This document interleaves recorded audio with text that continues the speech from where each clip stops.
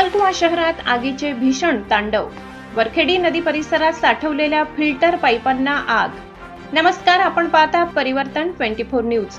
कचऱ्याच्या आगीमुळे पाईपांनी घेतला पेट। 2 किलोमीटर अंतरावरून दिसत आहेत आगीचे लोट। तालुक्याच्या ठिकाणी अग्निशमन दल नसल्याने आग विझविण्यात अडथळे।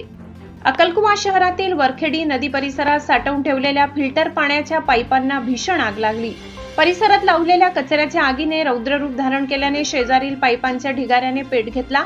आगीची तीव्रता इतकी मोठी होती की काड्या धुराचे लोट 2 किलोमीटर अंतरावरून दिसत होते, ज्यामुळे नागरिकांमध्ये घबराट पसरली। अक्कलकुवा हे तालुक्याचे मुख्य ठिकाण असूनही येथे एकही अग्निशमन बंब उपलब्ध नसल्याने आग विझविण्यास मोठी अडचण निर्माण झाली। प्रशासकीय अनास्थेमुळे डोळ्यादेखत लाखो रुपयांचे साहित्य जळून खाक झाले असून अग्निशमन दलाच्या अभावामुळे स्थानिक नागरिकांनी तीव्र संताप व्यक्त केला आहे।